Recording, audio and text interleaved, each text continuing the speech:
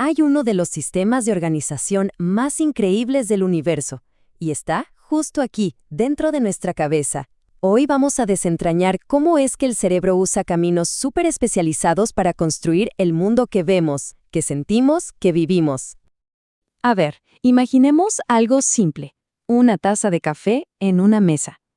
Pasa algo increíble, ¿no?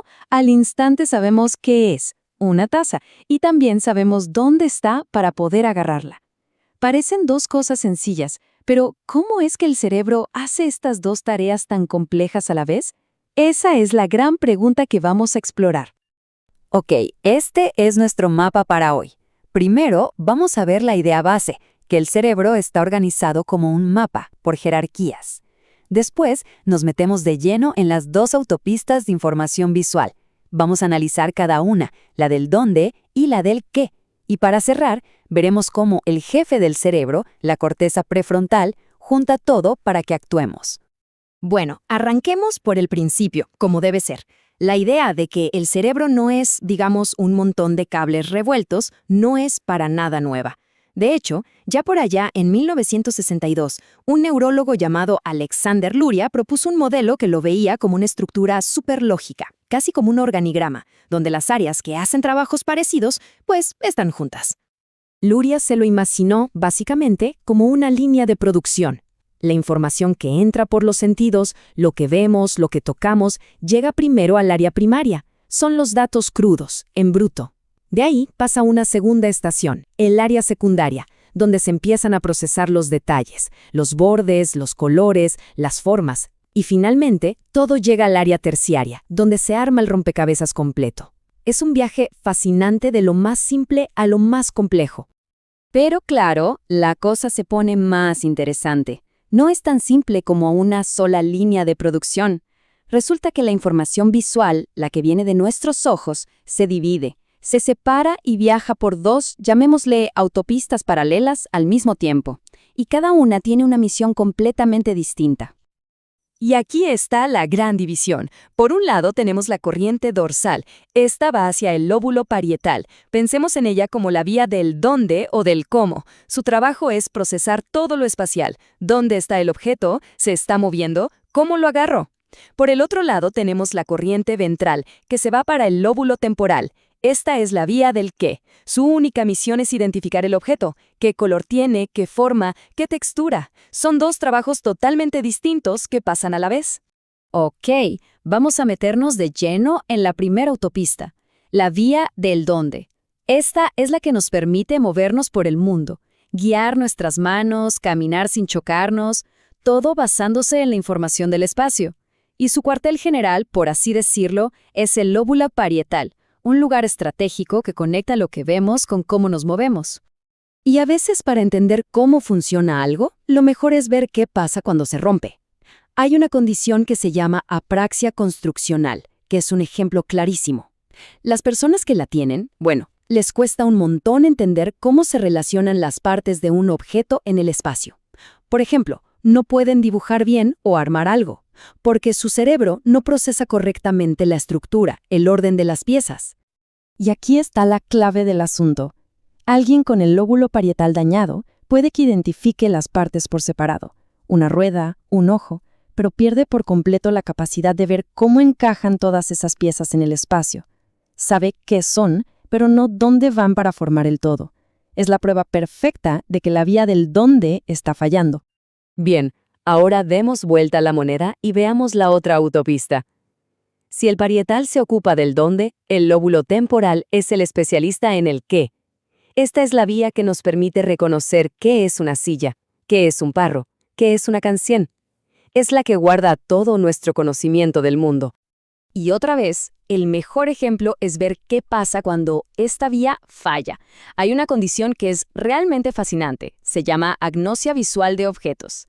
Una persona con agnosia puede ver un objeto con total claridad, ve los colores, las formas, todo perfecto, pero simplemente no puede decir qué es. Su capacidad para reconocerlo se esfumó.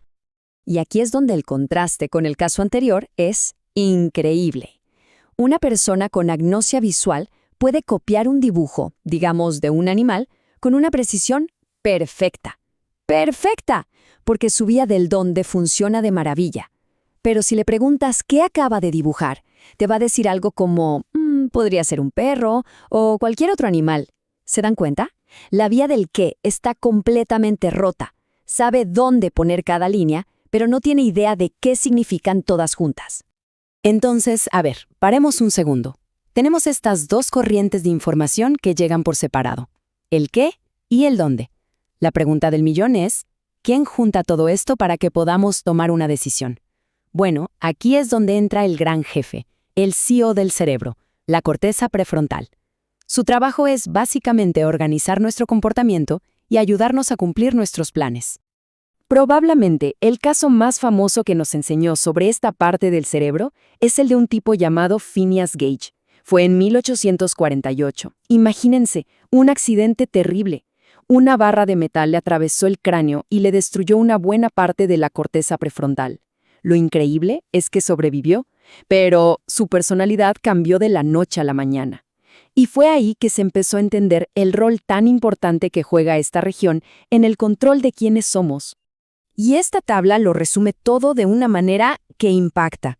Antes del accidente, Gage era un tipo astuto, persistente, un buen trabajador. Después, se convirtió en alguien caprichoso, obstinado, incapaz de mantener un plan. Es como si su capacidad para usar toda la información que le llegaba, el qué y el dónde, para guiar su vida a largo plazo, simplemente se hubiera desconectado. Ok, pero ¿cómo se mide esto hoy sin necesidad de un accidente? Bueno, hay una herramienta clásica que se llama el test de clasificación de cartas de Wisconsin. Es una prueba que está diseñada específicamente para medir la flexibilidad cognitiva, o sea, qué tan bien nos adaptamos a los cambios. Y esta es una habilidad clave de una parte de la corteza prefrontal. La cosa va más o menos así. A una persona se le dan unas cartas y tiene que clasificarlas, pero sin que se le diga la regla. Tiene que descubrirla por sí misma, probando. Y lo logra. Pero de repente, ¡pum!, sin avisar, la regla cambia. Bueno, las personas con daño en esta área del cerebro tienen un problema gigante con ese cambio. Se quedan pegados, atascados en la regla vieja. A esto se le llama perseveración. Simplemente no pueden adaptar su comportamiento.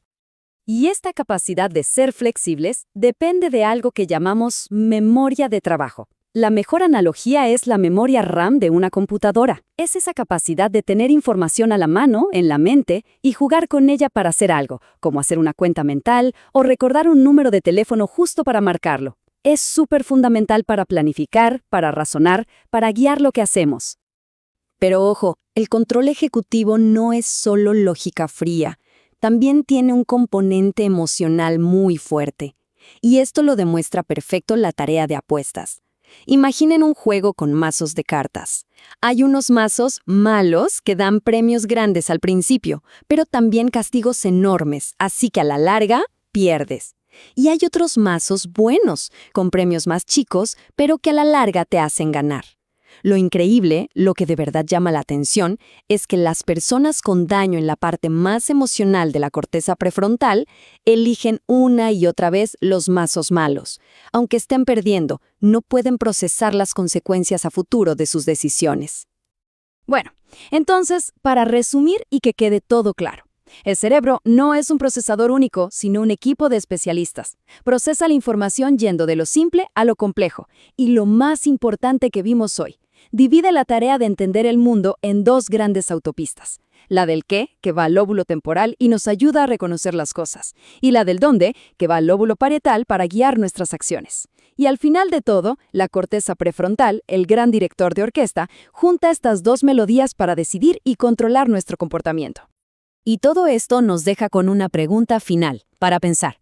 Si estos dos sistemas, el qué y el dónde, que en nuestra experiencia diaria parecen una sola cosa, en realidad pueden separarse y funcionar por su cuenta, entonces, ¿qué tanto de lo que llamamos realidad es en verdad una construcción brillante de nuestro cerebro que arma todo el rompecabezas detrás de escenas sin que nos demos cuenta?